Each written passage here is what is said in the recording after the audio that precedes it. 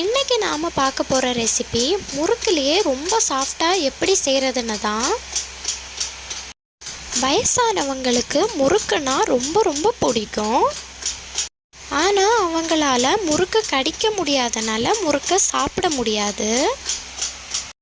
அவங்களுக்கான ரெசிபி தான் இது.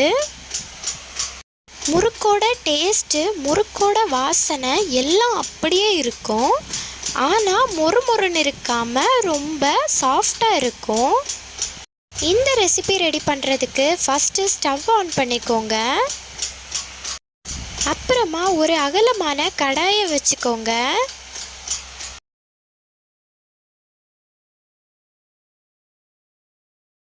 கடாய் நல்லா சூடானதுக்கு அப்புறமா ஒரு அரை கப் அளவில் உளுந்தை ஆட் பண்ணிக்கோங்க.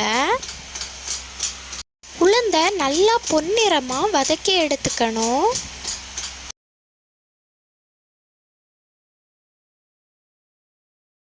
பாருங்க, இந்த அளவில் நல்லா பொன்னிறமாக வதக்கி எடுத்துக்கோங்க. நல்லா சூடாறுனதுக்கு அப்புறமா ஒரு மிக்ஸி ஜாரில் சேர்த்துக்கோங்க.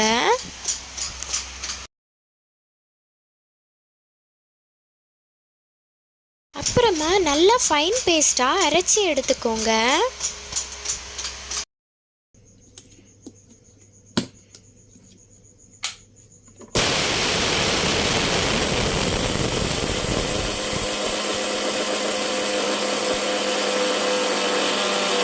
அரைச்சி முடிஞ்சதுக்கு அப்புறமா ஒரு அகலமான பாத்திரம் எடுத்து மாவு அரிப்பு வச்சு உளுந்த நல்லா அரிச்சு எடுத்துக்கோங்க.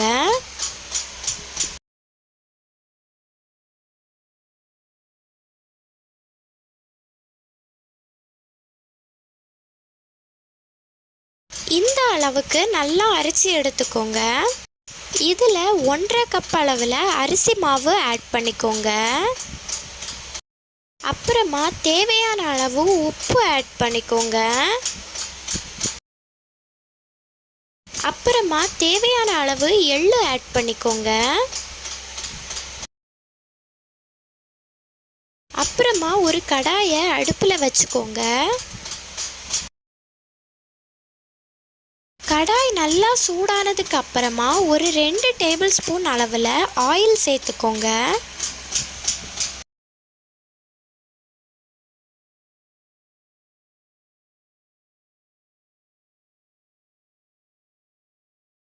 ஆயில் நல்லா சூடானதுக்கு அப்புறமா நாம் மிக்ஸ் பண்ணி வச்சுருக்கிற மாவில் அதை அப்படியே சேர்த்துக்கோங்க.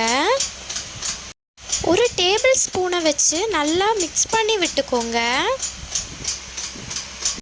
ஆயில் நல்லா சூடாக ஆட் பண்ணியிருக்கிறதுனால டேபிள் ஸ்பூன் வச்சு மிக்ஸ் பண்ணி விட்டுக்கோங்க.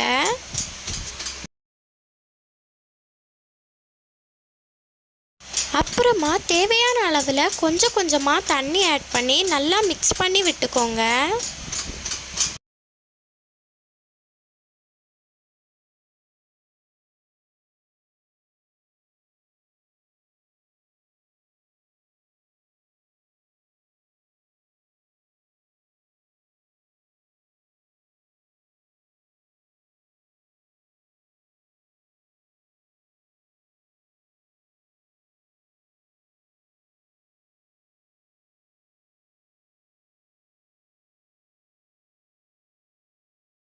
இந்த அளவில் தண்ணி ஆட் பண்ணி நல்லா பிசைஞ்சு விட்டுக்கோங்க. இடியாப்ப மேக்கரில் முறுக்கு சுடுற அச்சு வச்சுக்கோங்க. அதில் ஒரு டேபிள் ஸ்பூன் அளவில் ஆயில் சேர்த்து நல்லா மிக்ஸ் பண்ணி விட்டுக்கோங்க. அப்போ தான் மாவு ஒட்டாமல் இருக்கும்.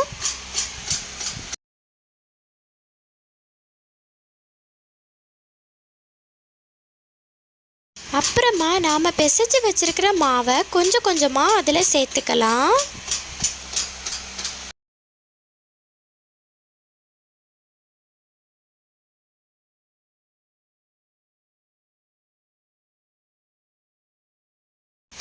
அப்புறமா இன்னொரு கடாயை அடுப்பில் வச்சுக்கோங்க. கடாய் நல்லா ஹீட் ஆனதுக்கு அப்புறமா தேவையான அளவில் ஆயில் சேர்த்துக்கோங்க.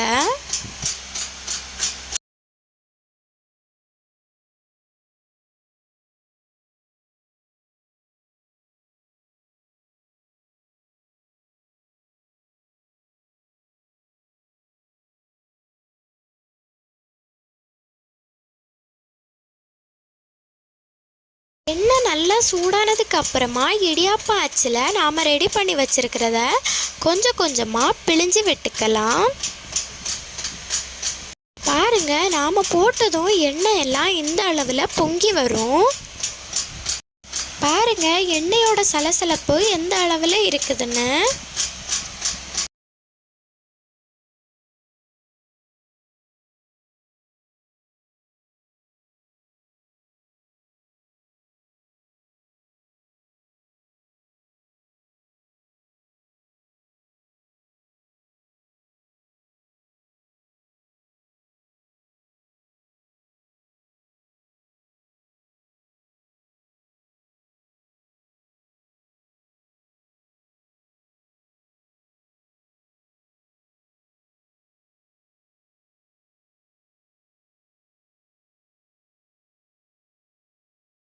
பாருங்க, இப்போ நாம் போட்டிருந்த ரெசிபி ரெடி ஆயிடுச்சு.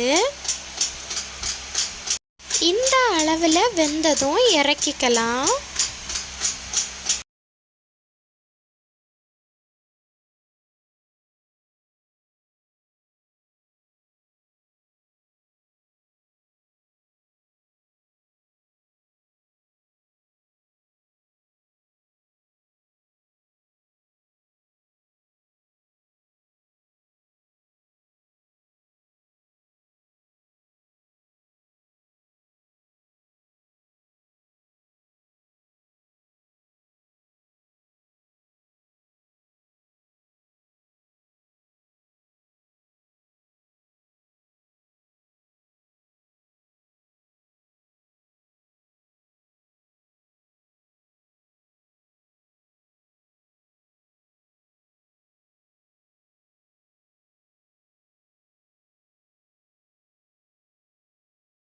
பாருங்க, இப்போ நம்ம ரெசிபி ரெடி ஆயிடுச்சு.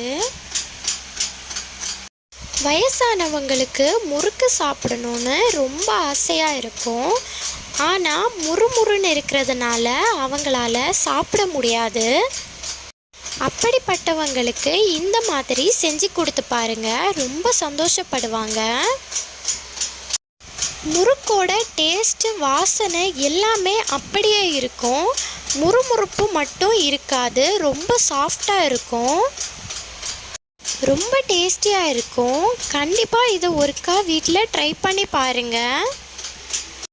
பாருங்கள் எவ்வளோ நல்லா இருக்குன்னு. கண்டிப்பாக வீட்டில் ஒரு காலாச்சும் இதை ட்ரை பண்ணி பாருங்கள். செம்ம டேஸ்ட்டாக இருக்கும்.